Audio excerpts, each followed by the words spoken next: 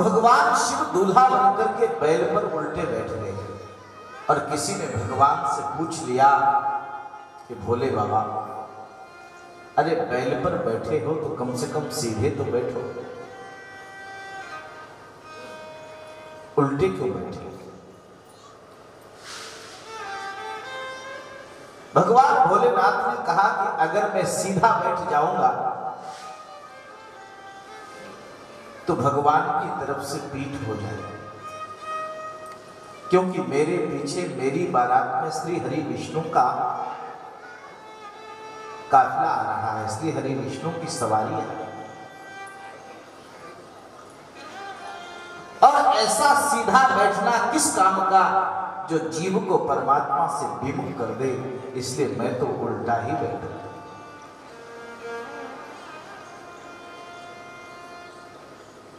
और एक और संकेत देते हैं, बोले विवाह का तात्पर्य क्या है? बोले विवाह का तात्पर्य है कि आपका संबंध जगत से जुड़ने जा रहा है, आप संसार में प्रवेश कर रहे हैं, अपनी दुनिया बनाने का प्रयास,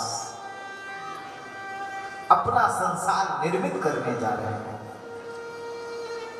एक तो संसार होता है, एक अपना संसार होता है, अपनी दुनिया होती है।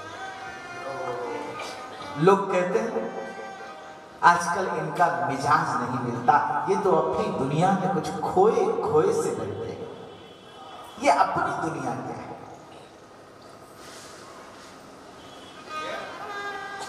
और मित्रों, विवाह के बाद ही अपनी दुनिया शुरू होती है।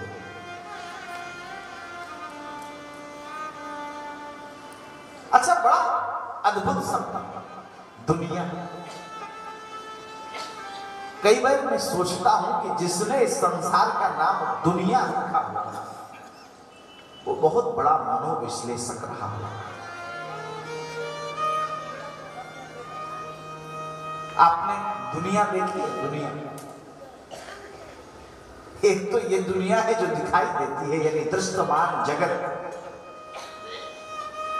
और एक जब आप भोजन करते हैं तो आजकल रेडीमेड डोना आता है, उसको भी दुनिया बोलते हैं ग्रामीण अंचल की भाषा में। और जब पहली दुनिया बनती थी, यानी वो डोना बनाया जाता था, तो उसमें पेदी नहीं होती थी, यानी आधार नहीं होता था, वो जिधर वजन जाए उधर लुढ़क जाए। तो शादी ब्याह में या किसी के यहाँ कोई समारोह हो और उसमें भोजन के लिए आपको आमंत्रित किया जाए तो कुछ टेक लगानी पड़ती इधर से उधर से, जिससे उसका बैलेंस बना रहे। तो मैंने विचार किया कि इसका नाम दुनिया क्यों रखा? बोले दुनिया भी इसी तरह की है, जिधर वजन होता है उधर लुढ़क जाती है, इसी का नाम दुनिया है। ये संसार किसी का, झूठे हैं सब रिश्ते नाते, किसका कौन हुआ है और कब बाजी उल्टी पड़ जाए, जीवन एक जुआ है। और इसलिए महाराज